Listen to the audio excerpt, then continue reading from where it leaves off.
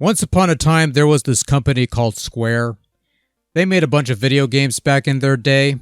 Some were good while others were not. Eventually, Square was losing money and they needed a hit on their hands or else they wouldn't last. Someone had the crazy idea to develop one of those fancy role-playing games, and the rest is, well, you know. The ironically named Final Fantasy would end up being that big hit that Squaresoft needed, and would go on to become one of the company's most successful franchises, with multiple games under its belt, among other things. And none of it would have happened had this first game not been a huge success that changed the fortunes of the company, and despite all of that, Final Fantasy on the Nintendo Entertainment System is not all that great. So yeah, we're going there. Hard.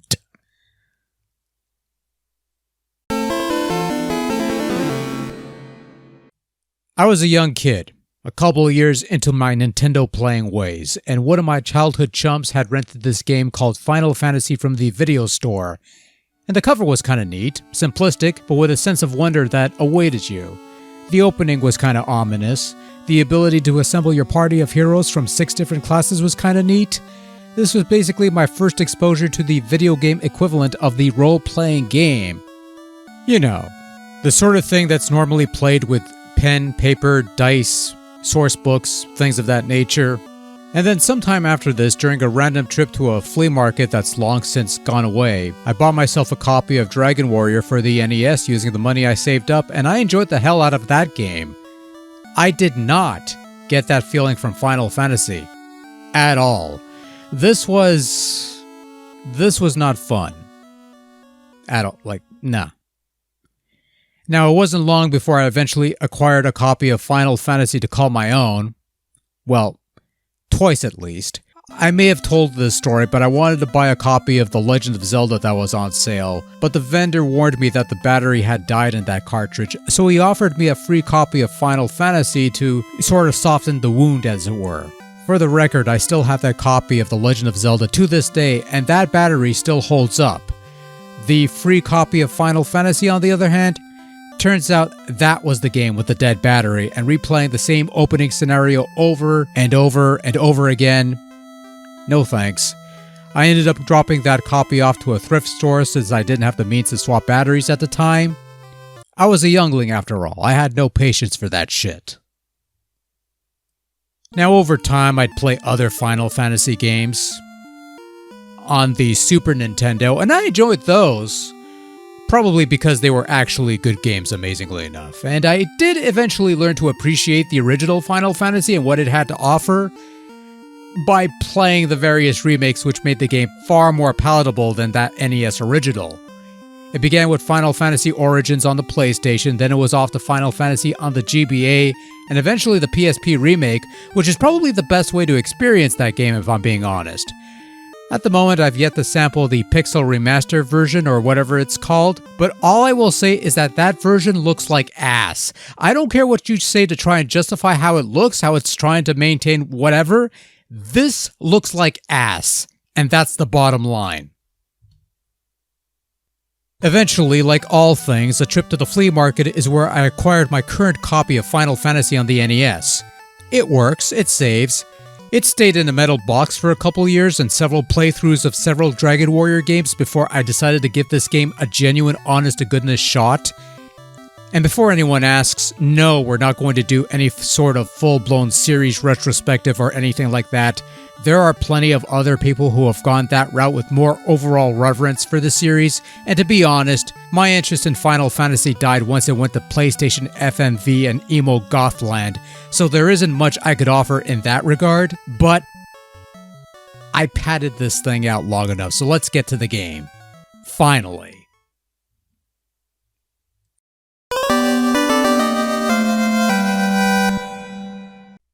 Final Fantasy, released originally in 1987 for the Nintendo Family Computer and later in 1990 for the localized entertainment system, opens with a blue screen and white text, something of a disturbing occurrence on personal computers in the modern day, but on the NES, this is how you open up a billion-dollar franchise that thrives to this very day.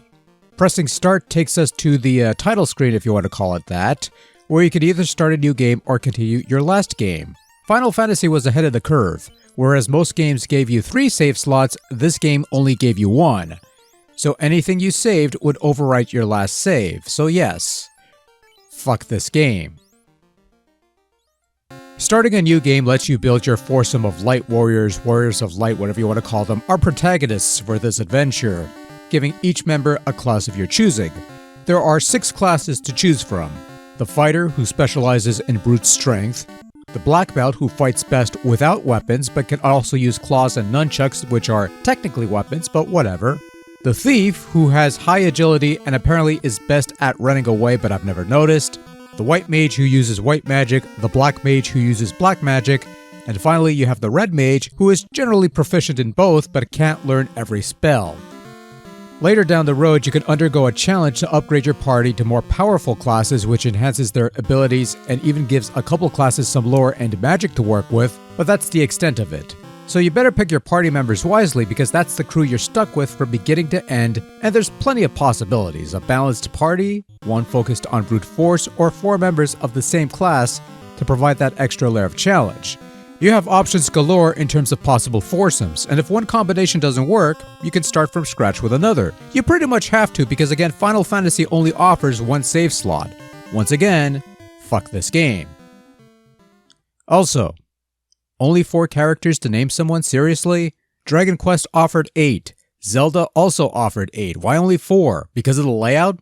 Maybe build a better layout. We'll get to that later. It shouldn't take 2 warriors to give me 1 John Cena. Again, fuck this game. Once that's out of the way, Final Fantasy plays out as any RPG on the NES would. You buy some equipment for your party, not knowing which party members can carry what because there's no visual indication to tell, purchase some stock items for inventory, and eventually head out into the world, fighting some monsters and earning some paltry experience and gold. And yes, it's gold, not gil or jill or whatever you want to call it, which would be the standard currency of Final Fantasy Future. And then eventually, you'll head off into the ruined castle in the northwest and face off the vile knight Garland, who holds the Princess Sarah captive. Once he's gone and the princess is saved, the king will show his appreciation by building a bridge, and thus ends the first chapter of a much larger journey that involves liberating a town from pirates, lifting a prince's sleeping curse, saving a fairy from a roaming caravan at the cost of your wallet, and so much more. All in an effort to accomplish your ultimate goal of Final Fantasy, to shine light back into the 4 orbs of the elements. Because you see, Dragon Quest only gave you 1 sphere of light, and so Final Fantasy gives you 4 that you have to light up yourself. Later games would replace the orbs with crystals, but you get the general idea. Now, there are many nagging things that make Final Fantasy an utter pain in the ass to endure, and not in a good way either. But one thing you cannot fault the game for is its scope. The typical save the damsel in distress scenario is just the opening prologue. And then after that, your heroes go off and do other things. Eventually, they'll get a boat to sail the seas, a canoe to ride the rapids, and eventually an airship to soar the skies. Undergoing a trial sees them grow from mere children, let's be honest, that's what they look like, to matured, hardened warriors ready to play with the grown-ups. Unlike some people who only think they're grown-up, but are really just old fucks acting like fucking children on whatever social media platform is popular these days. But I digress. The cast of monsters you'll contend with are wide and varied, from lowly creatures such as goblins and wolves, to ferocious foes such as titans and fiends, to tenacious terrors from another realm, whether they be robots, war mechs, or dinosaurs. Volcanoes, underwater temples, floating fortresses, dens of dragons. Final Fantasy gives you all sorts of interesting places to visit that all sort of play the same anyway. Dungeons are dungeons with monsters and treasures, some of which have fixed encounter points that every time you step on a tile, a battle will trigger, which makes for a nice grinding session if you have the resources. And there's one trap in the Earth Cave where every step you take is an encounter point. You're not going to see it here because you eventually learn to avoid that at all costs. It's only a shame that some of the mechanics that comprise this grand journey are of somewhat questionable or even unreliable states, and it's these accursed elements that makes Final Fantasy a somewhat tainted quest, at least in its original incarnation. Later iterations would fix some of these issues, and I myself never really knew how much of this version was broken until I did some research or whatever, but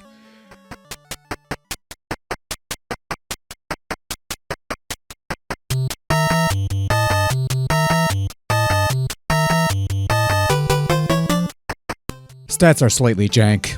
Agility and luck, for example, which affects the thief, who is supposed to be good at running away since running is based on luck, but as it turns out, running is more based on what slot he's positioned in. Some slots let you run while others do not. Intelligence is supposed to improve your magic efficiency, but spells feel static as they supposedly evolve, as in, they stay the same all the way through. Critical hit rates come around more often than usual, which is probably the only thing that could be used to your advantage as a result, but sometimes it also works the other way around. I'm probably getting the finer details wrong in this regard, but this is under the hood stuff that you normally don't pay attention to. But don't worry, there's other stuff that's more out in the open that also don't work. Magic, for example, or at least some aspects of it. So magic works differently here than usual. Magic spells are divided up into 8 levels, and rather than using a common pool of magic points, or mana, or whatever you want to call it, you have spell charges for each level, meaning you only have X number of uses per level. They all max out at 9 uses each, by the way. This might feel a bit limiting at first, and I can understand later remakes dropping this in favor of a more traditional setup, where every level uses the same magic point pool, so you could spam nuke as often as you like, but I don't mind this actually, in theory at least. Each level of magic presumes more effective spells than the previous level, and ultimately earning those higher level charges should feel like a big deal. Emphasis on should. You don't learn spells by leveling up, you buy them at a store. You could buy up to 3 spells per level, and some of these spells on hand don't work. Like they flat out do not work. Stuff like Temper or Saber, which are supposed to enhance your warrior's speed or evade or whatever.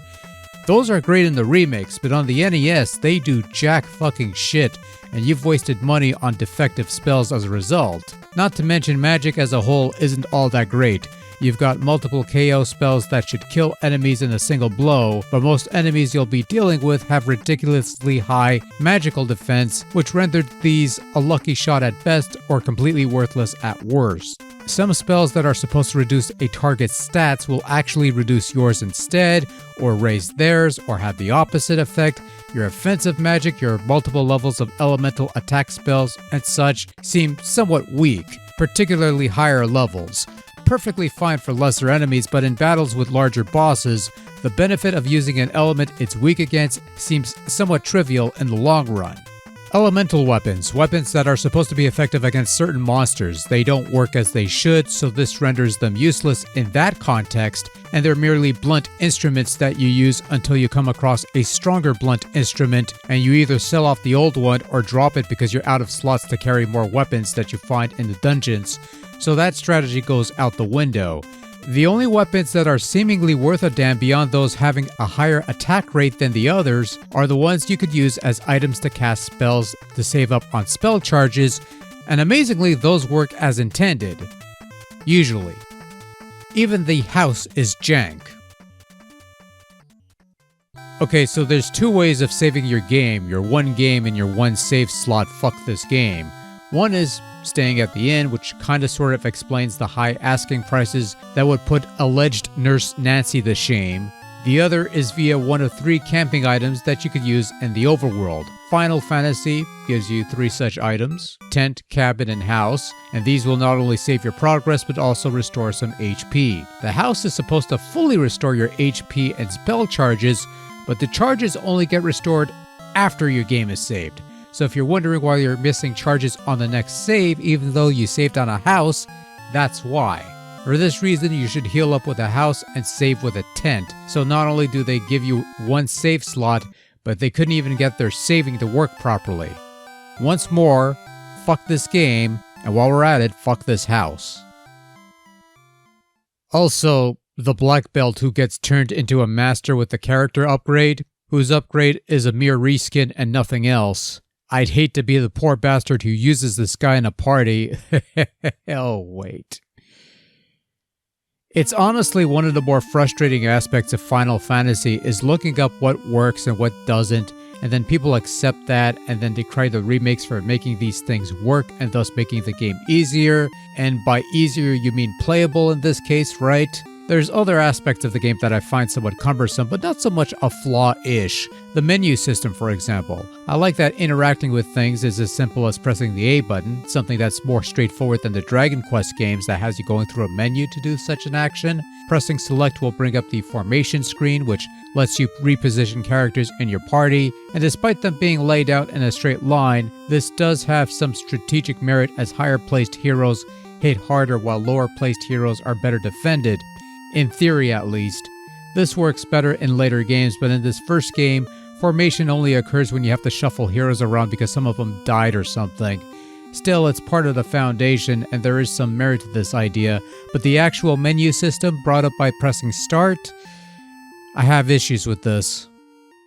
Yeah, so item management isn't great.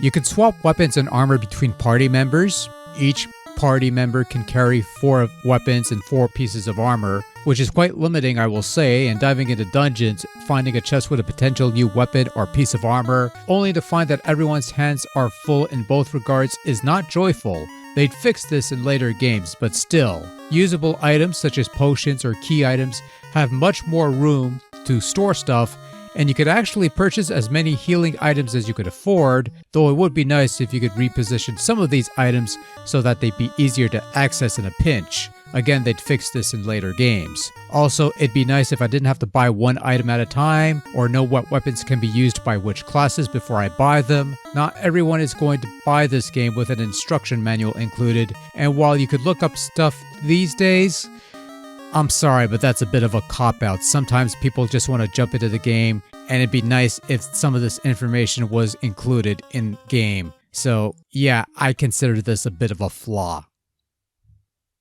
So the gameplay is flawed in certain areas, but it does hold its own otherwise, and if you're willing to overlook some of these issues or just simply work past them, avoid buying spells that don't work, don't rely on weapons to do more than just buff up your attack power, use a tent after using a house to ensure your saved game will start you off fully maxed out, do not pick a thief unless you want to persevere and upgrade that poor bastard into a ninja who isn't anything special, he just uses a bit of black magic and that's it. Final Fantasy somehow manages to hold together, because while some stuff doesn't work as intended, other stuff do work as intended, or at least appears to work as intended. Look, the game is playable despite the stuff that's out of whack, and while I could bitch about the battle system being a bit too convoluted for my tastes, there is a foundation for one of the better battle systems in one of these RPG things. Like any game, there are quirks to overcome on top of the intended hurdles of the genre, but if you manage that, the rest of the experience should flow through nicely.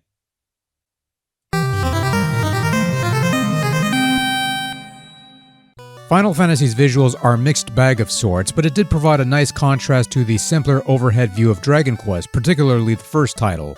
Nice black outlines add details to the terrain, and towns feel distinct from each other by being different sizes and such, as opposed to being one generic tile on the map.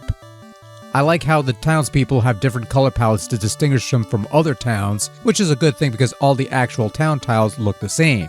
The sprites are smallish and basic, the so-called light warriors look like angry children, and they don't get better when all grown up. The monster designs are actually quite nice for the hardware, but Final Fantasy's initial attempt at the side view battle scene is weird, somewhat. You have what would become the traditional setup. Heroes on the right side, monsters on the left. Heroes do their little animations and different hit things overlap the monster. The spell animations are simplistic, but they get the job done. Each of these elements are in their own boxes, which is odd. Even back in the day, this felt so needlessly cluttered. Final Fantasy II would fix that part up so it looks a little better. Take your pick as to which one I'm actually talking about, it goes either way as far as I'm concerned. What I don't like is that there's no change in treasure chest graphics to indicate they've been opened. So if you're revisiting a cave later down the road, you come across a chest, you fight the fixed encounter point that's on there because that's never going away no matter how many times you beat the monsters on there, and then you win the fight to discover you've been fighting over an empty box. Dragon Quest handles this simply enough. You open a chest, the chest goes bye-bye. Later games would open the chest to indicate they've been emptied. This is something that should have been implemented here, but I guess that's another thing to add to the list of things that don't work with this version of Final Fantasy 1. Final Fantasy is a game scored by Nobuo Uematsu. I'm pretty sure I butchered the guy's name. I don't care. Who'd go on to have a hand in a good majority of this franchise's musical output. And listening to these tracks on the NES... listen, there's some good music on here. I'll say that much. The overall theme is nice, adventurous, somewhat grand. Basically the opposite of the early Dragon Quest overworlds, which were calmer and more serene. The music for the boat and the airship rides complement that excitement. The town and castle themes, those are nice too, somewhat. But then you have the dungeon themes, which sound repetitive, irritating, and quite frankly, the few tracks that benefit from a remake or two. The battle theme isn't actually too bad given its somewhat low-tech quality that manages a bit of tension, but it's also a song you'll be hearing quite often, given the number of encounters you'll run into, and thus it loses that effect after a while. Though to be fair, having one battle theme for the majority of the game is hardly exclusive to this one game. Also, the sound effects are weak sauce, sounding like something you'd find in one of those aftermarket Famicom games or multi-carts. This whining noise whenever a text box pops up? Irritating as fuck. Overall, Final Fantasy on the Nintendo Entertainment System, family computer thing, whatever you want to call it, it's not great. It's not perfect. It's got stuff that's practically broken. There are mechanics that feel more like a chore than anything, and only one save slot. Fuck this game, by the way. But get past all that, and there's actually some semblance of a good role-playing adventure game, or at least a good foundation. I rag about the aspects of the game that aren't quite up to snuff, and that's only because that's the stuff that's most prevalent about this particular version of Final Fantasy I. And make no mistake, those faults hurt this version, but it doesn't completely break the game. When things go relatively smoothly, it's actually quite a fun adventure to get through. There's a wide variety of monsters to confront, lots of places to visit, some neat little mechanics that would be further refined in later games, and like I said, it took me the PlayStation remake to give me a better appreciation of this original title. And going back to this NES original, turned out to be not as miserable of an experience as I feared it would be. Final Fantasy I was a good RPG marred by some serious issues in its original form, and while it might be worth checking out for the novelty of it, if you want the absolute best experience of this original title, you're better served with the various remakes that have come out over the years. Final Fantasy Origins on the PlayStation 1, the GBA version, the wonderful PSP remake, and the current Pixel Perfect or whatever it's called are all versions you could check out. And if you could come across the first WonderSwan remake, that'd be fine too, I guess. But Final Fantasy on NES did see a couple re-releases. It graced the original Wii Virtual Console when that was a thing. It was part of the NES Classic Edition lineup. It's just not the best version of the game you could be playing, but it's not exactly horrid either. Regardless, the game was a success, a franchise was born, and more games were made. But that's a story for someone else to tell. I'm going to bed. Oh, by the way, only one save slot. Based on that alone, fuck this game.